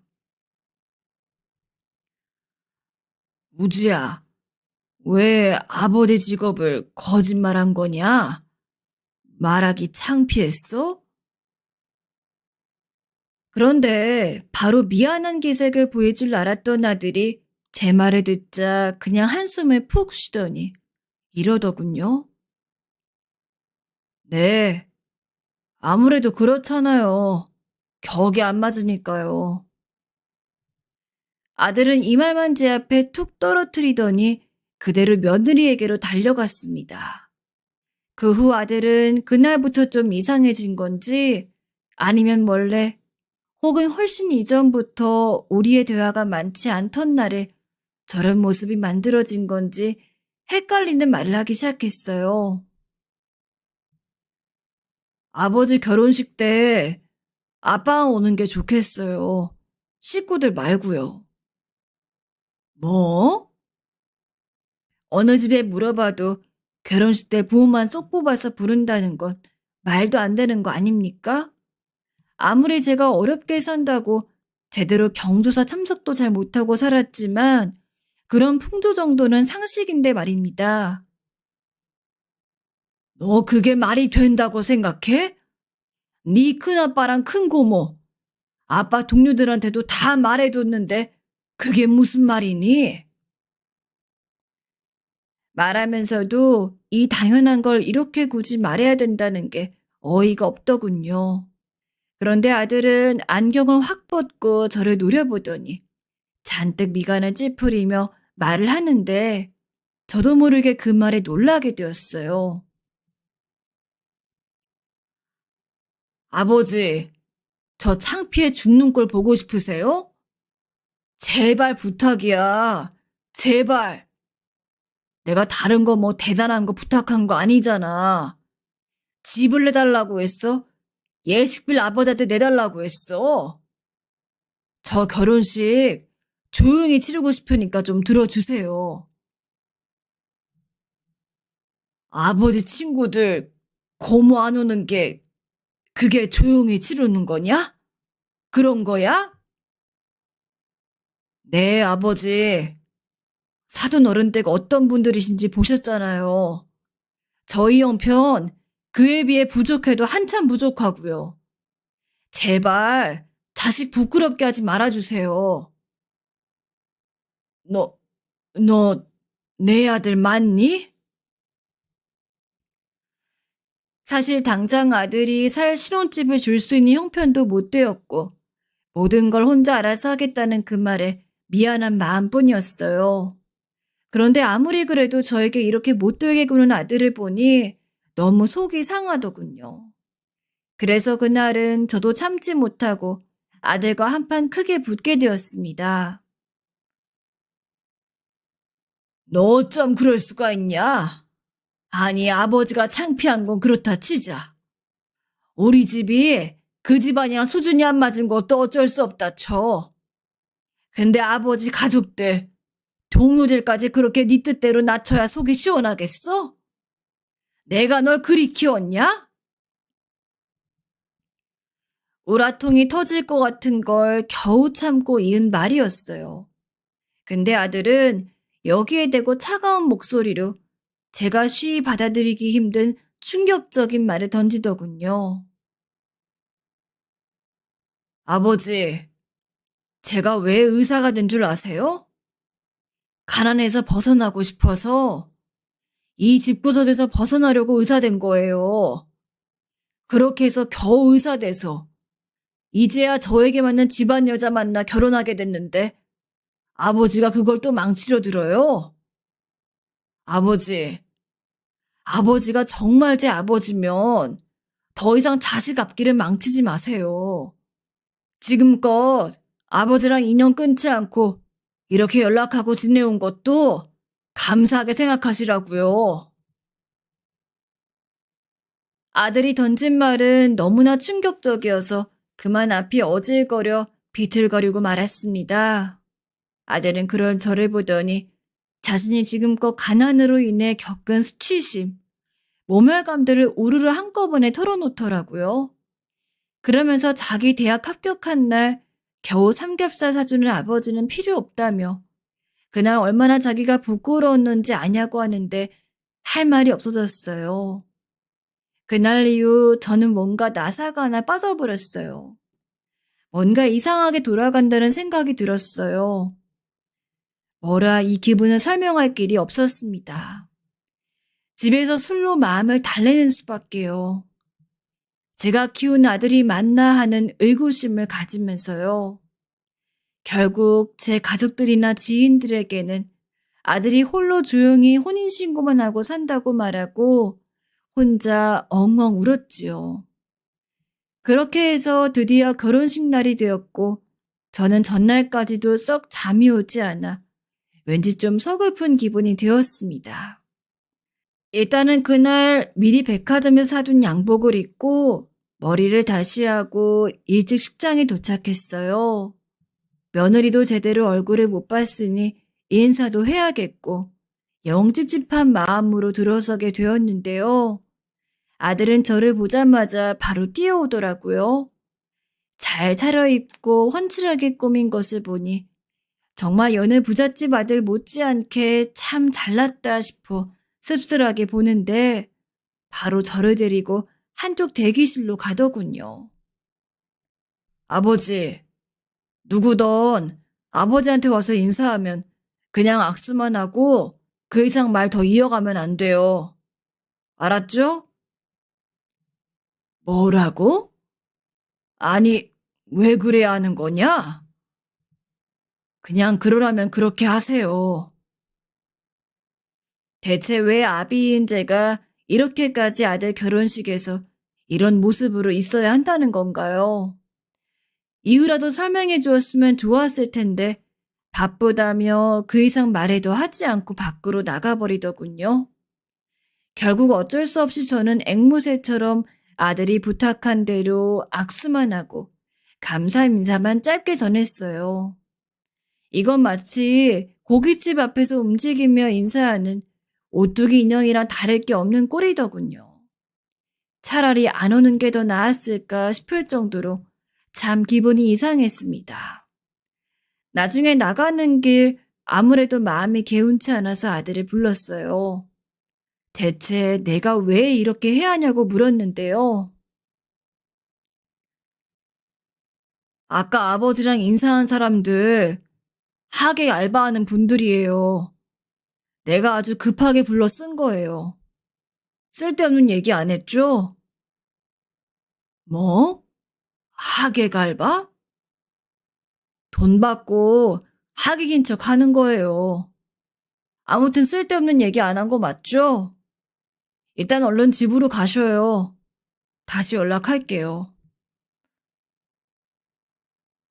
도대체 이날 제가 뭘 위해 서 있던 건지 나야말로 그 알바인가 뭔가 하는 사람들이랑 다를 것도 없는 거 아닙니까? 버스를 타고 그냥 창밖만 보며 돌아오는데 말로 표현이 안 될 정도로 감정이 복받치더군요. 아들이 그렇게 해달라고 하니 한 것뿐이지만 왜 그렇게 어이없이 눈물이 났던 걸까요? 새삼 한심하게 내가 자기를 키우려고 얼마나 고생을 했고 땡볕 아래 땀으로 목욕을 해가며 돈을 벌고 먹였는데 하면서 온갖 생각들이 치받치더군요. 그러면서도 다시 꾹꾹 누르기를 연속하며 왠지 모래 토할 것 같은 기분으로 빈집에 들어왔어요. 좀 시간이 지나 아들에게 연락이 왔고 전 이미 마음이 꽤나 상해 있어 곱게 받지 않게 되더군요. 왜 연락했냐? 아버지, 잘 들어가셨죠? 고생하셨네. 뒤처리하느라고 바빴어요. 수고하셨으니까 용돈 보내드릴게요. 아들은 마치 수고비를 준다는 듯 제게 돈을 입금해 준다고 하더라고요. 정말 성의 없이 제 할 말만 하고 끊어버리는 바람에 제가 상처받았던 상황들에 대해 한마디도 풀지 못했어요. 그런데 이후로 참 이상한 것이 이후로 일주일이 지나고 2주가 지나고 한 달이 돼도 아들의 연락은 거의 없었어요. 아니 어쩌면 예상했어야 할 상황일지도 모르죠. 그나마 기억나는 게 명절 때 전화가 왔고 둘이 번갈아 가며 아주 짧은 몇 초 정도의 인사만 할 뿐 못 가서 미안하다며 용돈을 보내겠단 말만 하더군요. 그리고 얼마 지나 확인해 보니 용돈도 보내지 않았어요. 설마 내 예상이 맞을까 싶어 결국 며칠을 고민하다 전화를 걸었는데 알면서도 그날 저는 적잖은 충격을 받게 되었습니다. 몇 번이나 다시 누르고 전화 버튼을 눌러도 돌아오는 답은 같았어요. 지금 건 번호는 없는 번호라는 말이요. 나중엔 계속 누르다 못해 하루 먼저 이불에 전화기를 내동댕이 칠 정도로 아들이 저를 일방적으로 그렇게 무참히 단절해버린 현실은 정말 말이 안 되는 상황이었습니다.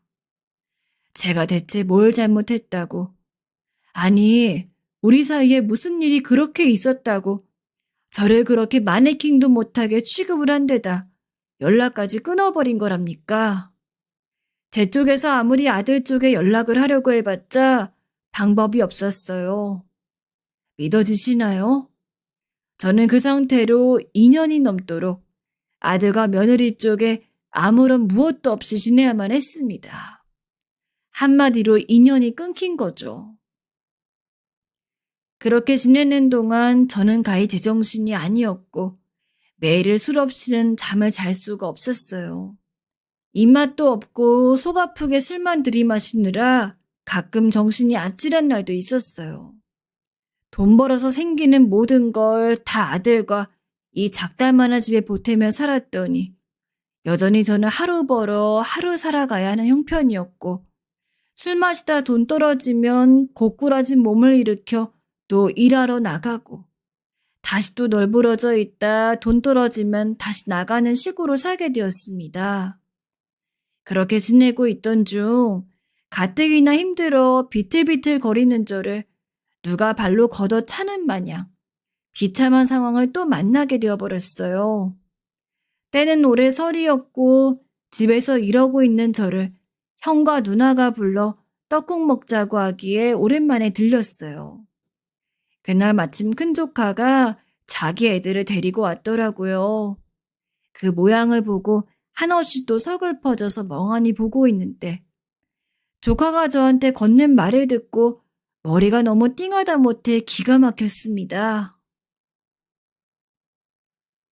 우주 요즘 엄청 잘 나가죠.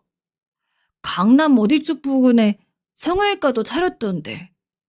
우리 와이프도 가끔 SNS 같은 데서 봤다면서 엄청 신기해요. 진짜 고생 많이 하셨는데 보람 많으시겠어요. 솔직히 용돈 엄청 많이 받고 계시죠? 자식 잘 키우셔서 덕을 톡톡히 보시네요. 뭐라고? 성형외과를 차렸다고?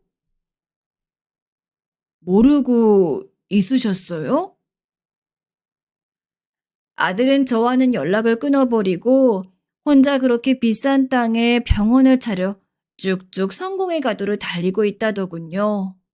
그날 일단은 말을 얼버무리고 집으로 들어왔지만 아무리 생각해도 이건 아니지 않나 싶었고 속이 부글부글 끓어올라 이렇게 알느니 직접 만나기라도 해야겠다 싶었어요.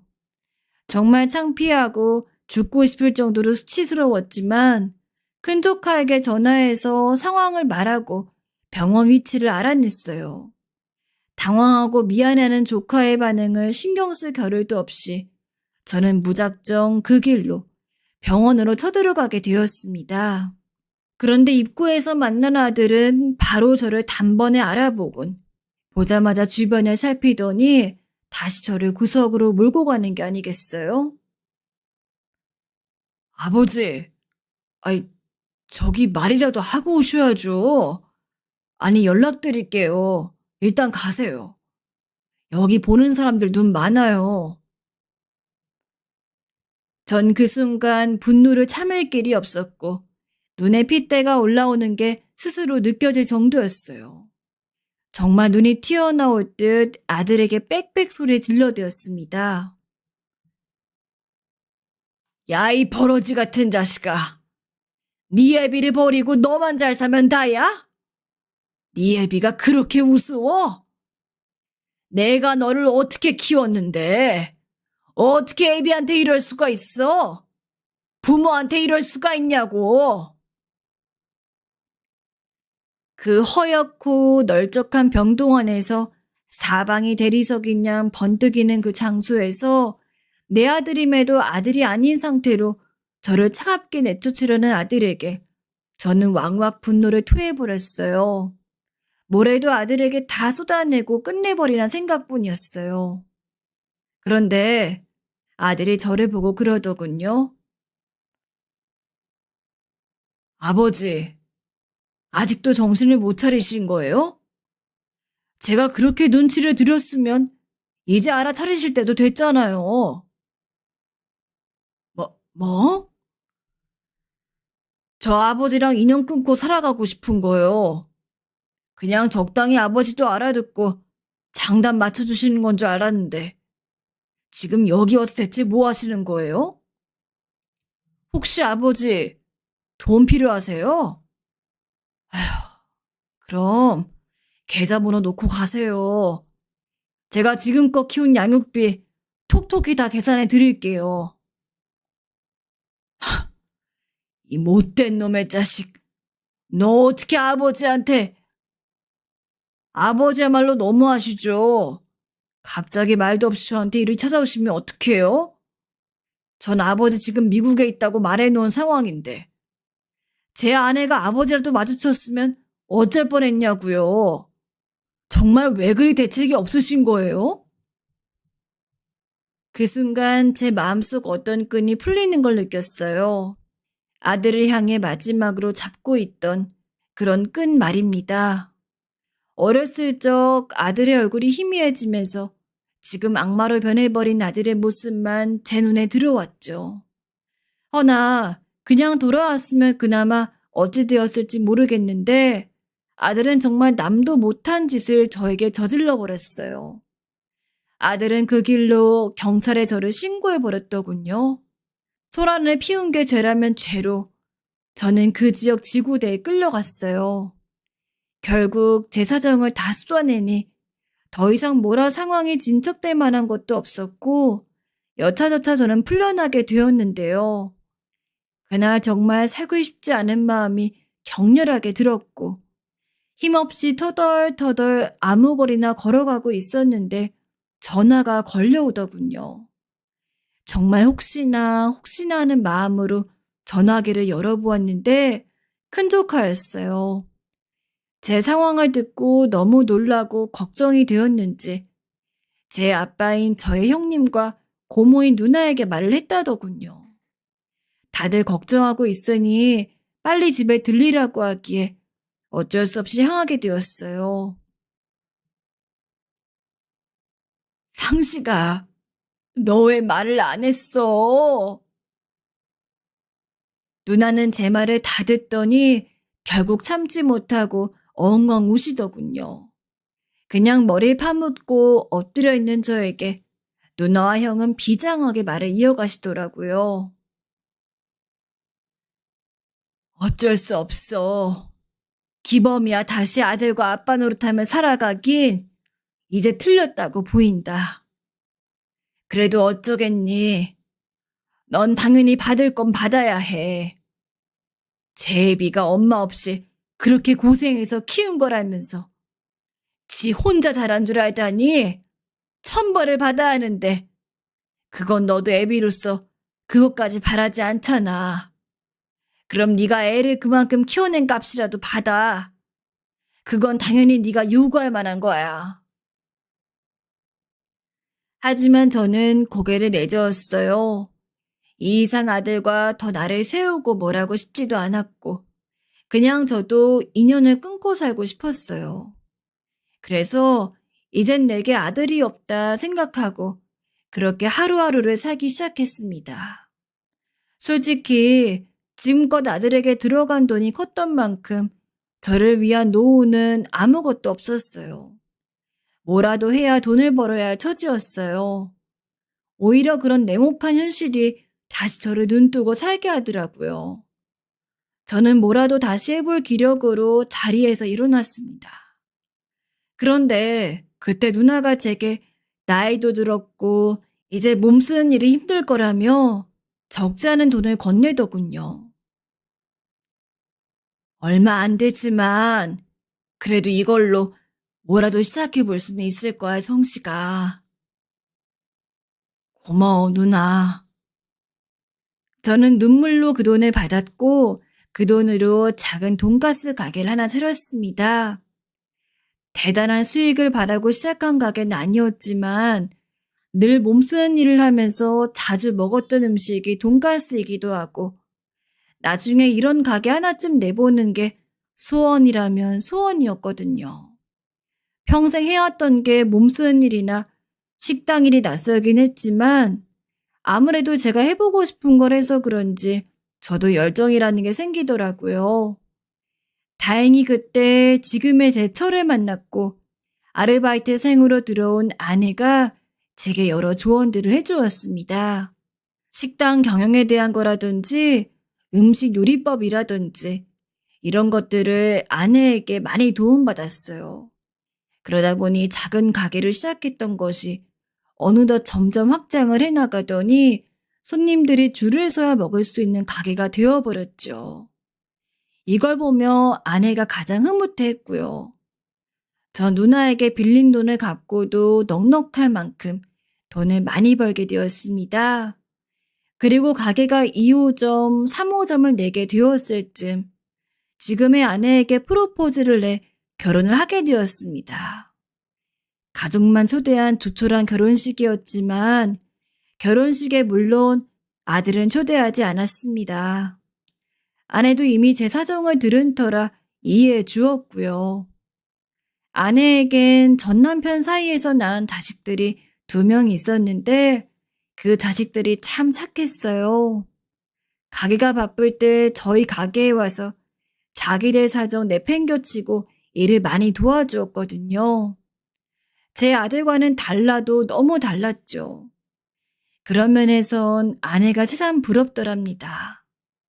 전 아내의 다 큰 자식들도 어쨌든 한 식구이니 잘해줘야겠다는 생각으로 애들 여행도 보내주고 함께 식사하는 자리도 많이 만들었어요.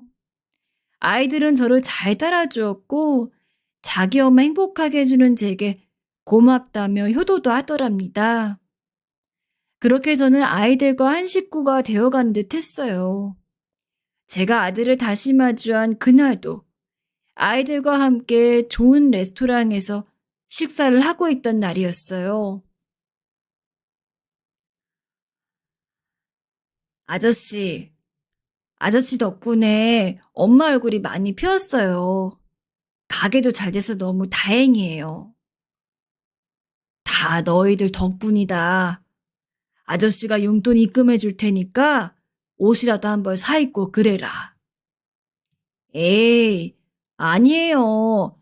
지금껏 많이 주셨잖아요. 안 받아도 돼요.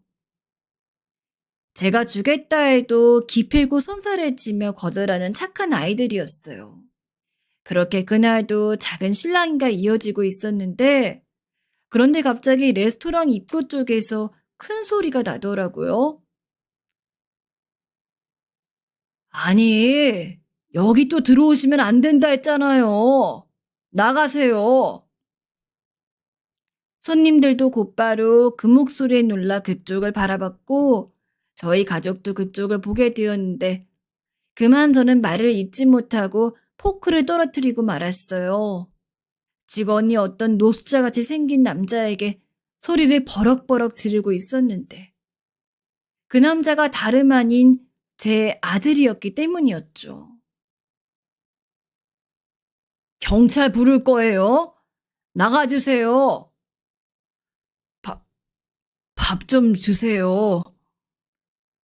저는 직원과 아들이 그렇게 말이 오가는 곳을 뚜벅뚜벅 걸어가 상황을 확인하게 되었습니다. 다시 얼굴을 보니 아들이 맞더군요. 아버지. 아들은 저를 보자마자 옷깃을 확 부여잡았습니다. 그러면서 제게 하는 말이 아버지, 돈 좀 있으세요?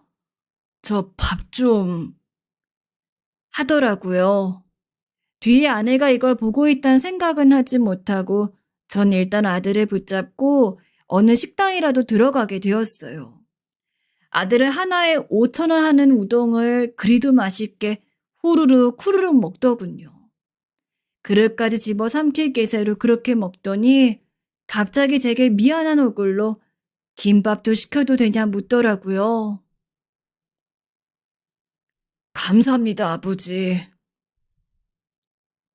저에게 격떨어진다며 가족도 초대 못하게 하던 아들이 5천 원도 없어 이런 거지 신세가 되었다니 눈으로 보고도 믿을 수가 없어 전 한참을 멀뚱히 아들이 먹는 모습을 보았어요. 아들이 밥을 먹은 후엔 이제 어찌된 일인지 알아야 했어요. 그래서 무슨 일이었는지 물었죠. 아들은 한참을 망설이다 이내 고개를 떨구더니 말을 이어갔어요. 의료 사고가 있었어요. 세간엔 잘 알려지지 않았어요. 병원 측에서 철저히 비밀로 붙이려 했으니까요. 제가 환자 한 명을 그만 완전히 망가뜨렸습니다. 그 때문에 돈도 잃고 면허도 잃었고요. 아내는 이미 진즉에 바람이 나 있는 상태였는데 제가 이런 일까지 당하니까 바로 이혼하자 하더라고요. 그래서 이렇게 폐인이 되어 살게 된 거예요. 벌써 1년이네요.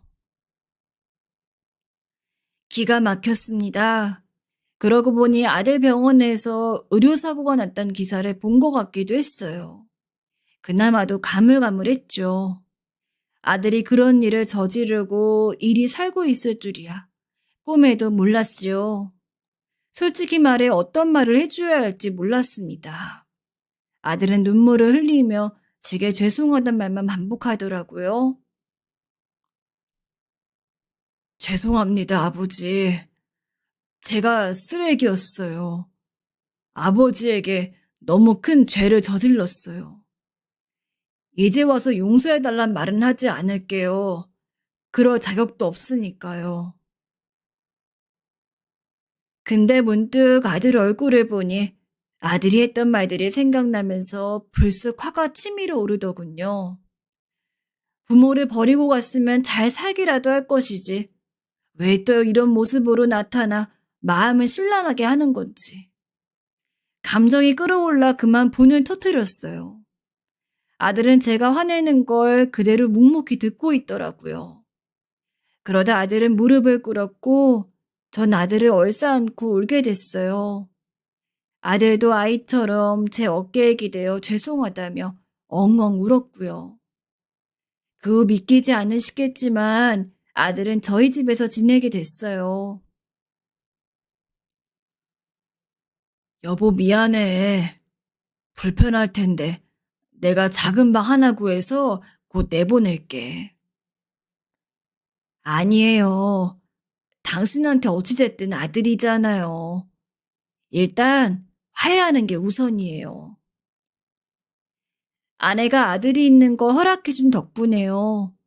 미운 놈이지만 아들은 이 집에 들러붙고 사는 게 미안한지 제 가게에 나가서 일도 하고 집안일도 하고 그러면서 6개월째 지내고 있습니다.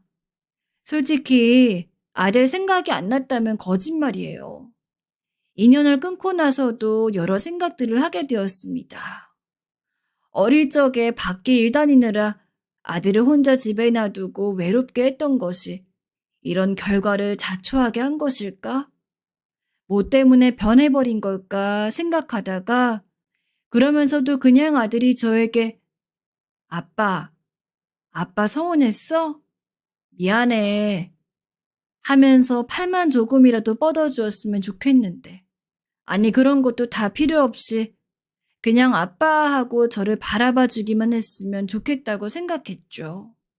하지만 저에게 너무 못된 짓을 했던 아들이었기에 그런 생각마저 자존심이 허락하지 않았어요. 그래서 그런지 지금 아들과 이렇게 지내고 있는 지금 솔직히 썩 나쁘지 않아요. 아직 서로 간에 상처도 있고 저도 아들에게 남은 감정이 있다 보니 아들을 다 받아들이진 못했지만 그래도 이대로 한번 붙들고 살아보려고요.